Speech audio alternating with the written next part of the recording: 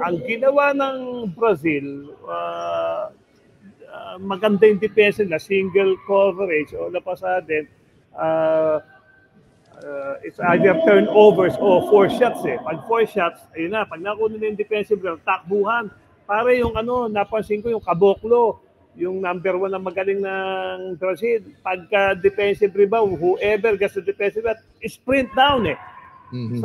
Sa offense eh. So, naiiwas si Jumar. Actually, pare, nung third quarter, yung unang-unang shoot ni Caboclo, galing sa takbo yun eh, na ano eh. Rim run, transition. Na ano yun eh. Tapos pangalawa, tumakbo na naman si Caboclo. Pinangyari, para alam mo, tala kayo, sa tumakbo na naman, medyo naglag ng konti si Junmar. Pagdating doon, kinuha ni Japet si Caboclo. Pagdating na ni Junmar, dadalawa na sila kay Caboclo, lumalabas yung Mendel, yung shooter. Lumabas yun. So tinuro na lang ni Junmar, ihabol mo, i-recover. So parang nag-switch sila ni naitira na. Umabol naman si Japet, yan ang naitira na. So yun ang nangyari, nakashoot. So Brazil made the run, di ba?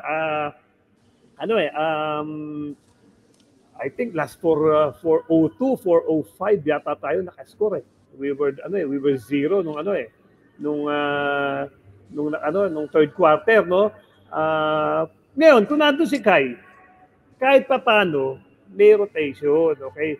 Si Japet naman, kahit paano naman he was giving his best. Hindi naman na sinasabi nating pinulutan. Pangit naman siguro sabihin pinulutan. Nakita nyo naman yung lahat naman ay pinasok ni Coach Timko, nagpapakamatay eh. Sasayangin nyo, ikaw ba player, sasayangin yung opportunity, eto na.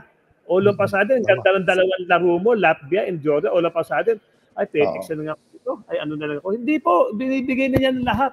Kaya lang merong punto talaga na parang, siguro, pumasok na rin yung fatigue, yung pagod. Alam niyo ba yung naglaro sila nung Latvia, dito sa atin, alas 12 ng gabi. Tapos pagdating ng alas 8 ng gabi naman, di ba?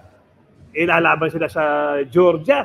Tapos pahinga lang ng konti, eto na may Brazil. Di bali sana kung kung ikaw ang llamado, alam mong matataas ito na dahil maganda na yung nilalaro mo, kaya nakakapag-compete ka ng at a higher level eh. Di ba? Pero siyempre, marami yung factors dyan. Kita as a whole, yung nilaro ng Philippines against Brazil. Maganda naman yung first half eh. All of a sudden, talagang nung sumikip ang depensa, single coverage, ang galing ng depensa, and they are heavier, they are taller, doon na, medyo nahirapan na tayo. Doon nangyari. Pero kung nandun si Kai Sotto, kahit papano, lumalim yung ikot ng rotation. At siyempre, siya na pinakamataas doon. Makakailang-ilang yun, si Kai Sotto. Kaya lang siyempre pare, alam mo naman diyan pare, ayaw na rin sigurong i-risk ng mga coaches yung bruised ribs ni Kai. Kasi alam din nila yun. At baka maging pa ng career ni Kai Sotto. Pero I'm sure gustong-gusto maglaro ni Kai Sotto.